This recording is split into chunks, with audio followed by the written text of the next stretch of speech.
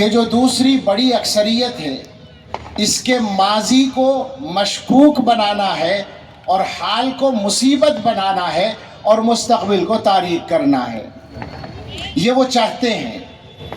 ماضی کا مسئلہ، ماضی میں کیا ہوا ہے اسی کو صاف کرنے کی یا حقائق کی روشنی میں پیش کرنے کی یہ سیمینار ایک مضبوط ترین کوشش ہے جس میں بڑی تحقیق و جستجو اور محنت کے بعد مقالات لکھ کر پیش کیے گئے ہیں.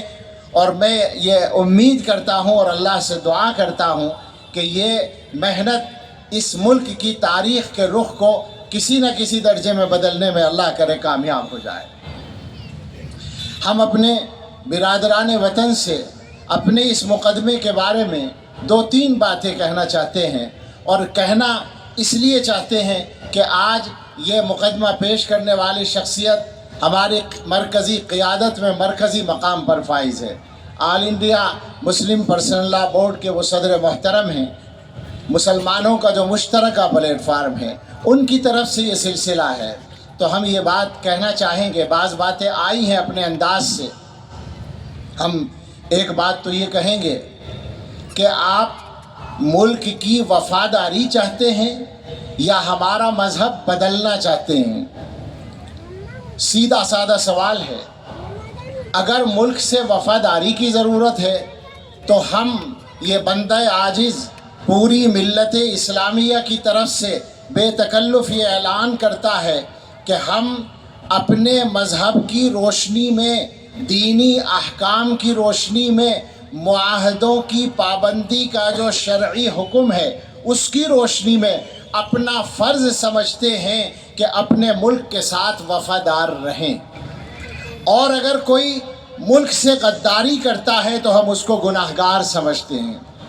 البتہ ایک گزارش کریں گے، معاف کریں ہمیں وہ طبقہ یا برادران وطن، ہم یہ چاہیں گے کہ جس طرح بے تکلف بغیر کسی لاگ لپیٹ کے اور بغیر کسی استثناء کے ہم یہ بات کہہ رہے ہیں کہ ملک کا وفادار ہمارا ہے اور ملک کا غدار وہ کوئی بھی ہو وہ ہمارا نہیں ہے، آپ سے ہم چاہتے ہیں کہ آپ بھی ہمت کر کے یہی اعلان کریں اور عمل سے اس کا ثبوت دیں. ہمیں شکایت یہ ہے کہ آپ بات تو ہم سے کہیں زیادہ کر رہے ہیں. آج ملک سے محبت کی، راشٹرواد کی، نیشنلزم کی آپ ہم سے زیادہ بات کر رہے ہیں، مگر اس میں آپ ایمانداری کا ثبوت نہیں دے رہے ہیں. یہ ہمیں آپ سے شکایت ہے. آپ اس میں فرق نہ کریں ہمارے مذہب کے ماننے والے اور اپنے مذہب کے ماننے والے کے درمیان. یہ فرق نہ کریں، اور یہ فرق آپ کر رہے ہیں، یہ ہمیں آپ سے شکایت ہے.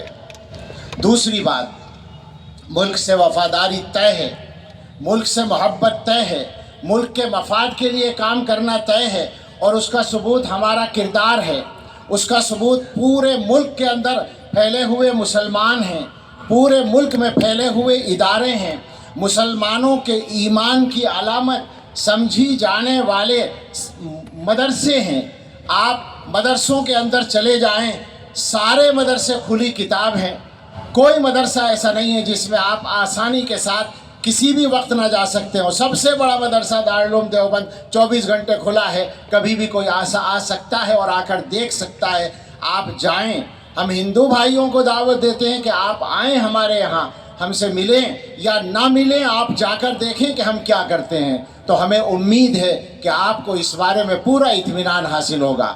ہمارے کردار کا ثبوت وہ بھی ہے جو ابھی مولانا نے ایک جائزہ پیش کیا کہ ملازمتوں میں 3% اور قربانی میں 9%، اور اس کے علاوہ ہندوستان کی ڈی جی پی میں جو ہمارا کردار ہے. معاشیات میرا موضوع نہیں ہے، مگر جو میں نے سنا ہے اس کی روشنی میں سمجھتا ہوں کہ ہندوستانی مسلمان جو دوسرے ملکوں میں، خاص طور سے مسلم ملکوں میں رہ کر کام کرتے ہیں، ان کے ذریعے سے ہندوستان کو جو زر مبادلہ ملتا ہے وہ کسی اور طبقے کے ذریعے نہیں ملتا. ہمارا ملک کی خدمت میں جو ماضی ہے وہ بھی شاندار ہے. آج آپ تاریخ بدلنے کی کوشش کر رہے ہیں. آج آپ یہ چاہ رہے ہیں کہ ہمارے کردار کو مسخ کر دیں.